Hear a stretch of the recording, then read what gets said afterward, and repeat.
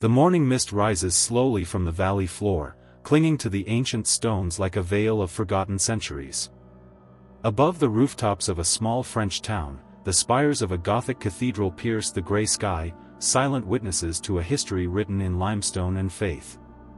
These structures have stood for 800 years, enduring wars, revolutions, and the relentless march of time. They remain standing not because of magic or mysterious lost technology, but because of something far more remarkable. They stand because human beings, armed with nothing but determination, ingenuity, and an unshakable belief in their purpose, raised them stone by stone toward the heavens.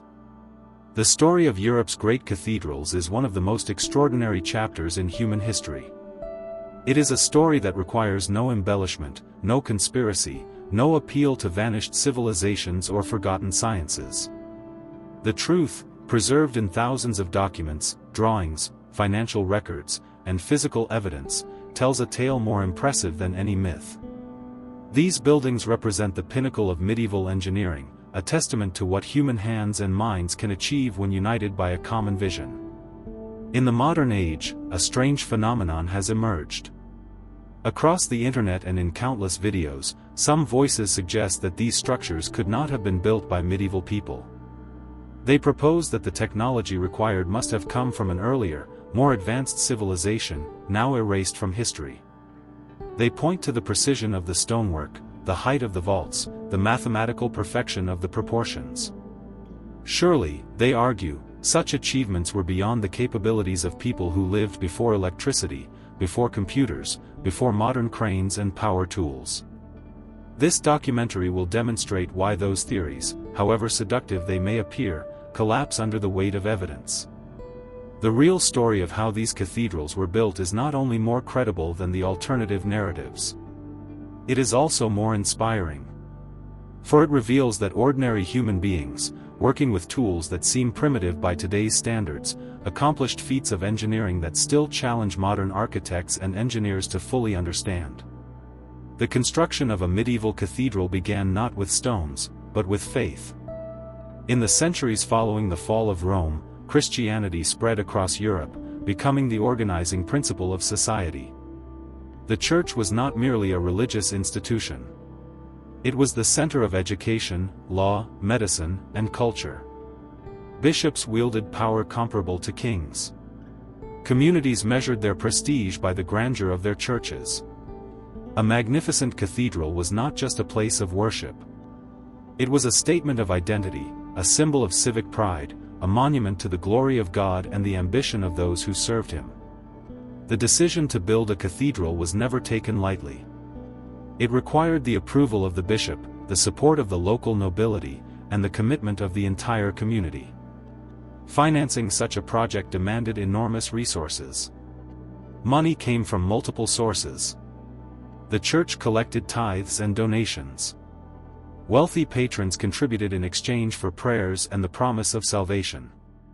Guilds and trade associations gave funds in return for the privilege of having their symbols carved into the stone. Indulgences were sold, promising forgiveness of sins to those who contributed to the sacred work. Some cathedrals even organized lotteries to raise money. The scale of these financial undertakings was staggering.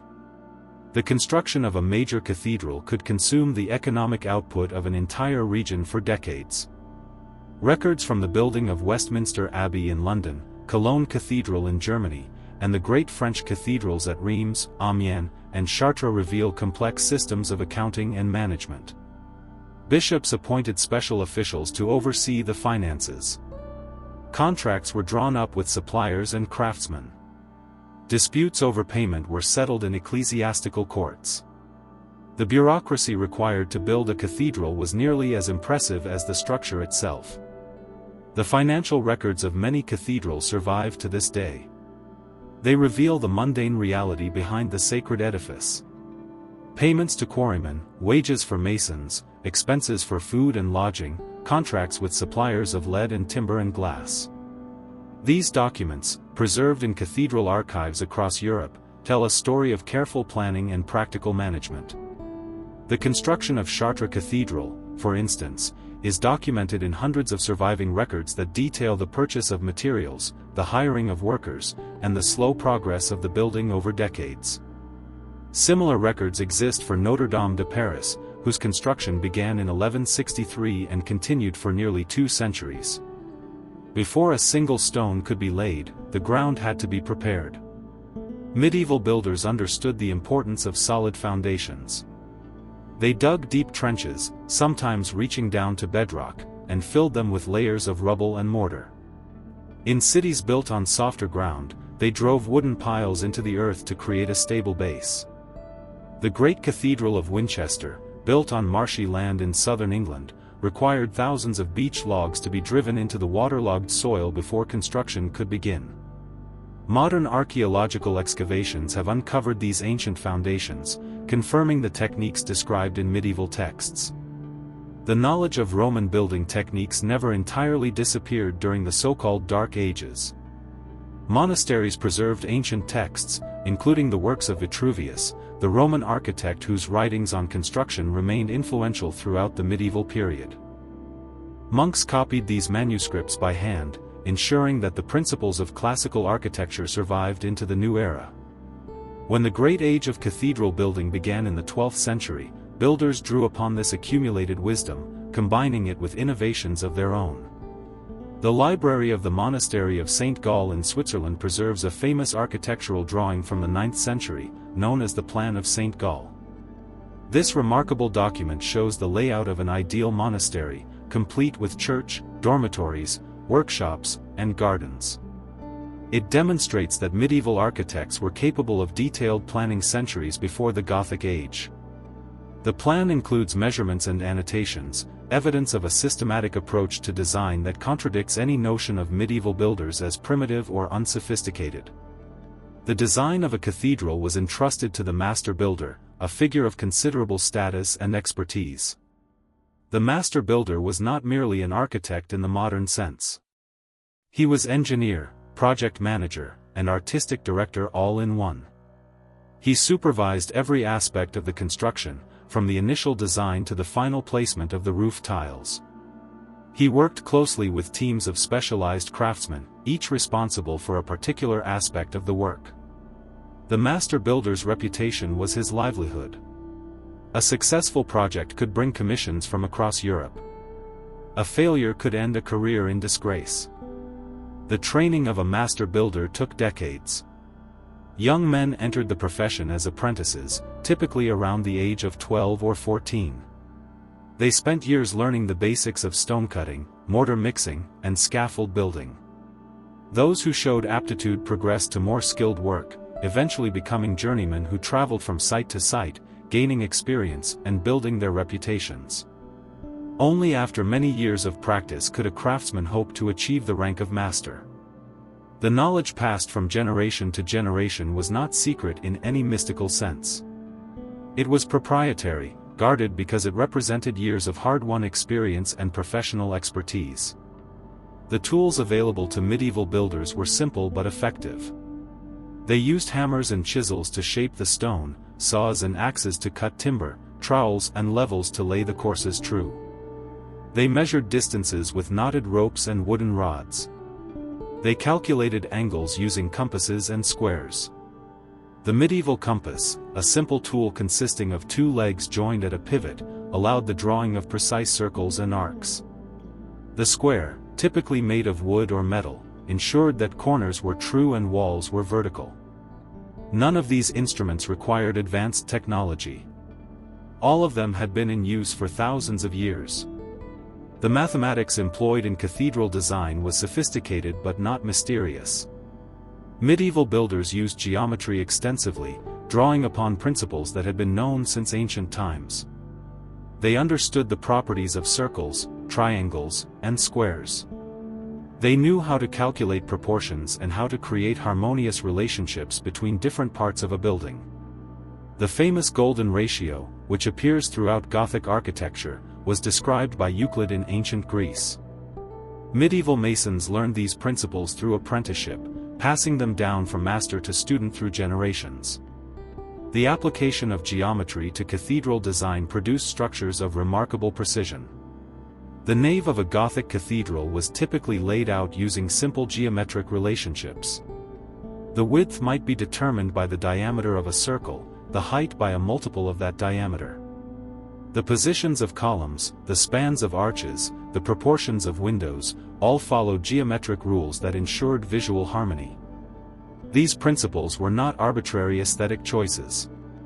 They reflected a medieval understanding of the universe as ordered and mathematical, a creation of divine reason that could be expressed in number and form. The sketchbook of Villard de Honnecourt, a French architect who worked in the 13th century, provides a remarkable window into the medieval builder's world. This document, preserved in the Bibliothèque nationale de France, contains drawings of architectural details, construction techniques, and geometric figures. It reveals a mind deeply engaged with the practical problems of building, a professional concerned with how to lift heavy stones, how to design stable arches, how to create aesthetically pleasing proportions. Villard's sketchbook is not the work of someone guarding ancient secrets. It is the notebook of a working craftsman, eager to learn and to share his knowledge. His drawings include studies of machines, animals, and human figures, evidence of a curious and observant intelligence. The quarries that supplied the stone for the cathedrals were often located miles from the building site. Transporting massive blocks of limestone or sandstone required careful planning and considerable labor. Workers cut the stone at the quarry, rough shaping it to reduce its weight before loading it onto carts or barges. Rivers and canals provided the most efficient means of transport. The Seine carried stone to Paris, the Loire to Tours and Orleans, the Rhine to Cologne. Where water routes were not available, oxen dragged heavy loads along roads that had often been built by the Romans centuries earlier. The logistics of stone transport were formidable. A single block for a cathedral column might weigh several tons. Moving it from quarry to building site required teams of workers, specialized vehicles, and weeks of effort. The costs of transport often exceeded the costs of quarrying and cutting the stone. Cathedral builders chose their stone sources carefully, balancing quality against accessibility. The famous limestone of Caen in Normandy was prized for its fine grain and durability. It was exported across the English Channel, used in the construction of Canterbury Cathedral, Westminster Abbey, and the Tower of London. At the building site, the stone was further refined by teams of masons. These skilled craftsmen worked in lodges, temporary workshops set up near the construction zone. The lodges were not merely places of labor. They were also centers of training and tradition. Young apprentices learned their trade under the guidance of experienced masters. The masons developed their own culture, with distinctive symbols, rituals, and codes of conduct. These practices would later evolve into the traditions of Freemasonry, but in the medieval period, they were simply the customs of a proud and skilled profession. The lodge provided shelter from the weather, storage for tools, and a space where the complex work of template making and stone cutting could proceed with precision. Templates were essential to medieval construction. These full-scale patterns, typically made from wood or parchment, guided the masons in cutting each stone to the exact dimensions required. The master builder created templates for every element of the building, from simple rectangular blocks to the complex curves of window tracery. Each stone had to fit precisely with its neighbors. Errors of even a fraction of an inch could compromise the structural integrity of the entire building. The template system allowed work to proceed simultaneously at the quarry and the building site, with stones arriving ready for immediate installation. The pointed arch, the ribbed vault, and the flying buttress are the three great innovations that define Gothic architecture. None of them appeared suddenly, as if handed down from a vanished civilization. Each evolved gradually, through experimentation and refinement, as builders learned from their successes and failures. The pointed arch had been used in Islamic architecture for centuries before it appeared in Europe. Crusaders returning from the Holy Land brought back knowledge of Eastern building techniques. The pointed arch offered practical advantages over the rounded Roman arch. It could span different widths while maintaining the same height, allowing for greater flexibility in design. It also directed weight more efficiently downward, reducing the stress on the supporting walls. The earliest pointed arches in European architecture appeared in the late 11th century, in buildings that combined Romanesque and Gothic elements. By the mid-12th century, the pointed arch had become the defining feature of the new style. The ribbed vault represented a similar advance. Instead of constructing a solid mass of stone over the interior space, builders created a framework of stone ribs that carried the weight of the ceiling. The spaces between the ribs could be filled with lighter material, reducing the overall load. This technique allowed for the construction of higher and wider interiors, flooding the space below with light from tall windows. The ribbed vault first appeared in its mature form at the Abbey Church of Saint Denis near Paris, rebuilt beginning in 1135 under the direction of Abbot Suger. This building is often considered the first true Gothic structure, a revolutionary break from the heavy, dark interiors of Romanesque architecture. The flying buttress solved a problem that had limited the height of earlier buildings. As walls grew taller, they became increasingly unstable, prone to buckling outward under the weight of the roof. The flying buttress transferred this outward thrust to external supports, massive stone piers set apart from the main body of the building. Connected to the walls by elegant arches, these buttresses allowed Gothic cathedrals to reach unprecedented heights while maintaining structural integrity. The flying buttresses of Notre Dame de Paris, added in the late 12th century, are among the most famous examples. They transformed the exterior of the cathedral into a forest of stone, a dramatic display of the forces at work within the structure.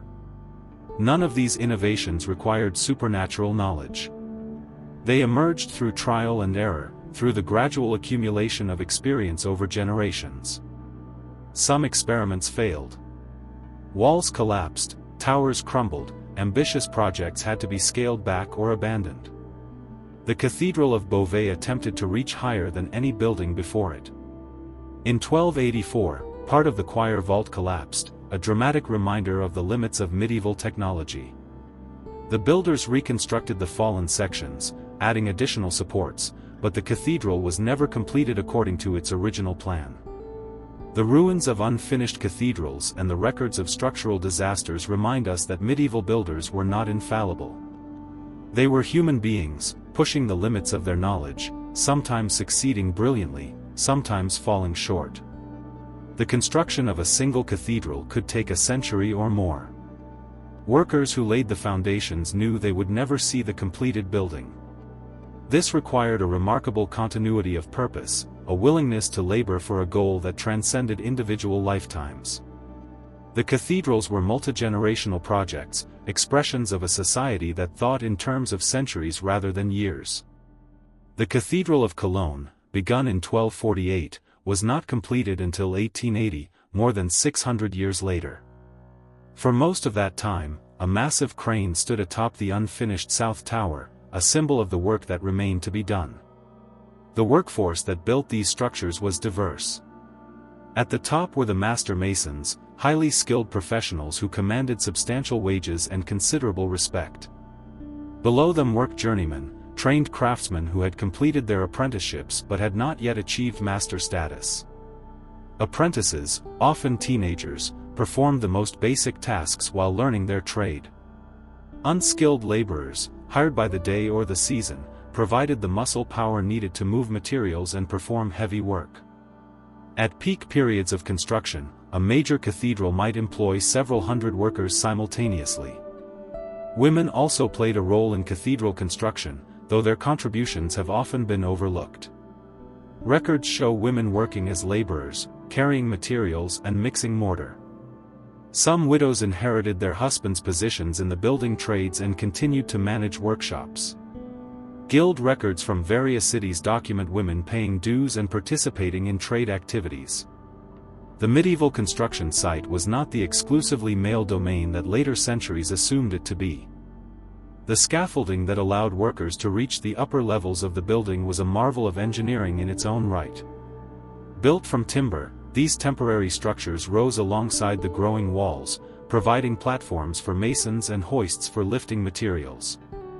The scaffolding had to be strong enough to support heavy loads, stable enough to allow precise work, and flexible enough to be modified as the building grew.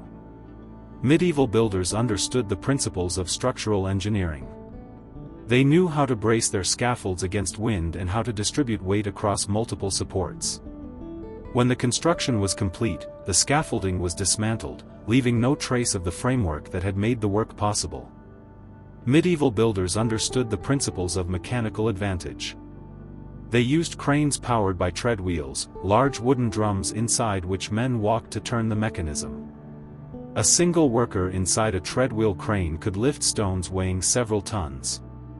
The principle is simple, the same principle that governs modern block and tackle systems. By increasing the distance through which the force is applied, the effort required to lift a heavy load is reduced. Treadwheel cranes appear in medieval illustrations and are described in contemporary texts. Some survived into the modern era. The famous crane at Bruges, preserved as a historical monument, demonstrates the technology that made cathedral construction possible. The stained glass windows that fill Gothic cathedrals with colored light represent another triumph of medieval craftsmanship. Glassmaking was an ancient art, known to the Romans and preserved through the centuries in workshops across Europe. Medieval glaziers learned to control the color of glass by adding metallic oxides to the molten mixture. Cobalt produced blue, copper produced red, manganese produced purple, iron produced green. The glass was blown into cylinders, which were then cut open and flattened into sheets. These sheets were cut into pieces and assembled into intricate pictures held together by strips of lead.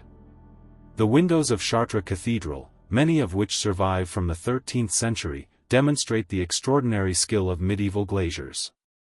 The deep blue known as Chartres blue has never been precisely replicated. The figures depicted in the windows, saints and kings, biblical scenes and parables, glow with an intensity that modern reproductions struggle to match. Yet there is nothing mysterious about the technology. The techniques are well documented, and modern craftsmen can produce glass using the same methods. The secret is not lost science. It is patient skill, developed over years of practice. The windows served a practical purpose beyond beauty. In an age when most people could not read, the biblical scenes depicted in the glass taught the stories of the faith. The cathedral was a book written in stone and light, accessible to all who entered. The programs of imagery were carefully planned, often by theologians working in collaboration with the master builder. Every window had a meaning, every figure a lesson. The visual splendor was not merely decorative. It was educational, designed to instruct and inspire the faithful. The acoustic properties of Gothic cathedrals were not accidents. Medieval builders understood how sound behaved in enclosed spaces. They designed their buildings to amplify and enhance the human voice, creating environments perfect for the liturgical music that filled the worship services. The high vaults and hard stone surfaces reflected sound waves, producing the reverberant quality that still characterizes cathedral acoustics today. The echo that follows a spoken word, the way a choir's voices blend and swell, these effects were understood and intentionally cultivated by medieval architects. Modern acoustic analysis has confirmed the sophistication of medieval cathedral design. Researchers using computer modeling have demonstrated that the proportions of Gothic interiors optimize the reverberation time for choral music. The placement of columns, the height of the vaults, the materials of the walls, all contribute to an acoustic environment that enhances the human voice. Medieval builders achieved through intuition and experience what modern engineers calculate with mathematics and computers. As the centuries passed, the cathedrals evolved. Each generation added to the work of its predecessors, sometimes completing original plans, sometimes modifying them according to changing tastes and needs. Towers were raised, chapels were added, decorations were elaborated. The great cathedrals became palimpsests of history, bearing the marks of every era through which they had passed. Romanesque foundations supported Gothic naves. Renaissance chapels adjoined medieval choirs. Baroque altars stood beneath pointed arches. The buildings absorbed the changes around them, adapting while retaining their essential character. The Protestant Reformation brought destruction to some cathedrals, particularly in England and Northern Europe. Stained glass was smashed, statues were toppled, paintings were whitewashed. The dissolution of the monasteries under Henry VIII stripped many English cathedrals of their treasures. In Scotland, the Reformation was even more thorough. The great Cathedral of St. Andrews was reduced to a ruin, its stones carted away for use in humbler buildings. Only the fragmentary walls remain, a ghost of former glory. The French Revolution inflicted similar damage, as revolutionaries attacked the symbols of the old regime. Notre Dame de Paris was converted into a temple of reason, its religious imagery mutilated or destroyed. The Cathedral of Reims, where French kings had been crowned for centuries, was vandalized. Across France, cathedrals were stripped of their metalwork, their bells melted down for cannon, their treasuries looted. The damage was immense, yet the structures themselves largely survived. Yet the cathedrals endured. In the 19th century, a new appreciation for medieval architecture led to extensive restoration efforts. Architects like Eugene Viollet-le-Duc devoted their careers to repairing the damage of centuries, sometimes adding their own interpretations to the original designs. Viollet-le-Duc's restoration of Notre Dame, which included the addition of the famous spire that collapsed in the 2019 fire, was controversial even at the time. Critics argued that he was creating something new rather than preserving something old. The debates continue to this day, whenever restoration work is undertaken. Modern technology has allowed researchers to study the cathedrals in unprecedented detail.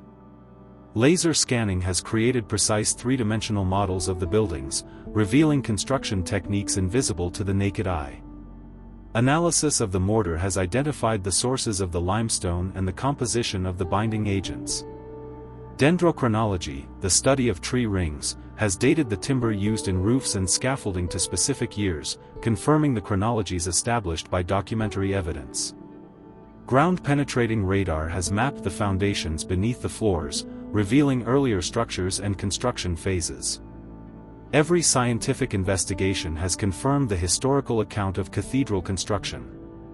There are no anomalies, no evidence of technologies that should not have existed, no traces of a vanished civilization.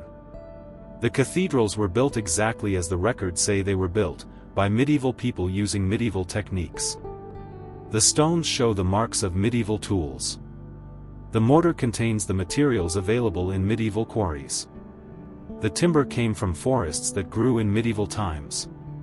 The evidence is overwhelming and consistent. The historian Jean Gimple, who spent decades studying medieval technology, observed that the Cathedral Crusade stands as one of the most extraordinary collective efforts in human history.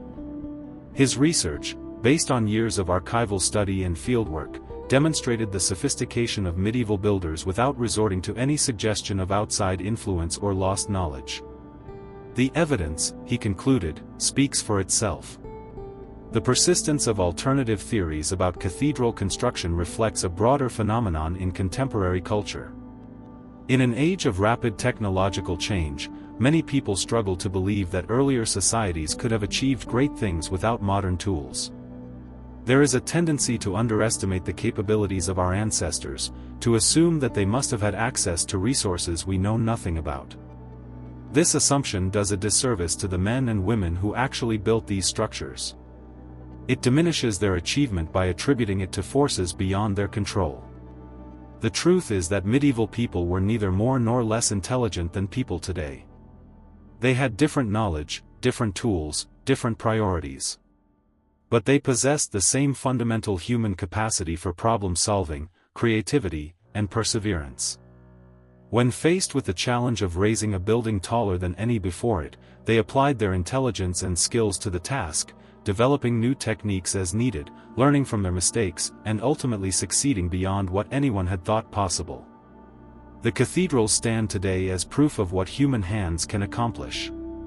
They require no supernatural explanation, no appeal to vanished civilizations or suppressed technologies. They are monuments to human ingenuity, human faith, and human labor.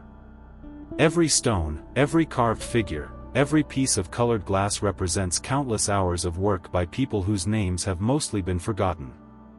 They lived, they worked, they died, and their creation outlived them by centuries.